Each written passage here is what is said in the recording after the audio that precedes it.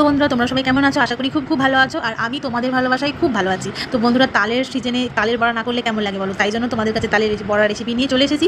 তো চলো আজকে তালের বড়া বানানো যাক। তো আমি তালের বড়ার উপকরণগুলো তোমাদেরকে একটু দেখিয়ে দিই। এখানে মৌরি, জোয়ান, আটা, সুজি, তালের গুঁড়ি, সাদা তেল আর স্বাদ মতো লবণ আর স্বাদ মতো মিষ্টি, মানে আমি গুড় ব্যবহার করছি এখানে মিষ্টিতে। তো চলো উপকরণগুলো সব একসঙ্গে ভালোভাবে মেখে নেওয়া যাক। তো বন্ধুরা আমি প্রথমে সব উপকরণগুলো একে একে দিয়ে মেখে নিচ্ছি। বন্ধুরা সুজিটা দেবে, সুজিটা দিলে ভালো হয়, বড়াটা ফেপে নরম হয়, খুব ভালো হয়। আর জোয়ান আর মৌরি দিও, খুব ভালো লাগে খেতে জোয়ান মৌরি তালের বড়ায়। আর তোমরা কারো আমার মতো এইভাবে তালের বড়া করো অবশ্যই কমেন্ট করে জানাবে। আর আমি এইভাবেই বানাই, তোমাদেরকে তাই ভাবলাম একটু শেয়ার করি। আর যেটাই করি তোমাদের সাথে একটু শেয়ার করতে ইচ্ছা করে। এখন তোমরা সত্যি আমাকে এখন খুব ভালোবাসা দিচ্ছ, আমার পাশে থাকছো, অনেক অনেক ধন্যবাদ তোমাদেরকে। আর আমি মিষ্টির জন্য এখানে গুড় ব্যবহার করছি। তো আমি সব উপকরণগুলো ভালো করে ঠেসে মেখে নেবে যাতে বড়াটা সুন্দর ফোলে।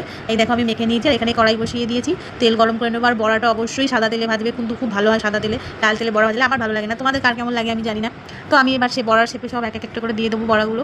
তো তোমাদের কার কার তালের বড়া পছন্দ অবশ্যই কিন্তু কমেন্ট করে বলো। আমার তো খুব ভালো লাগে তালের বড়া খেতে, তার জন্যই দেখছো বানানোর জন্য আমি চলে এসেছি। তো আমি একে একে ভেজে সব বড়াগুলো তুলে নিচ্ছি এইভাবে।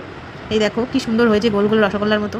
কতটা গোল হয়েছে জানি না, তবু হয়েছে গোল শেপে। তো এই দেখো এক থালা বড়া হয়ে গেছে। তোমরা সবাই চলে এসো বড়া খাওয়ার জন্য। আর খুব নরম হয়েছে বড়াগুলো সব। তো আমার এই ভিডিওটা কেমন লেগেছে অবশ্যই কমেন্ট করে বলো। ভালো লাগে লাইক কমেন্ট শেয়ার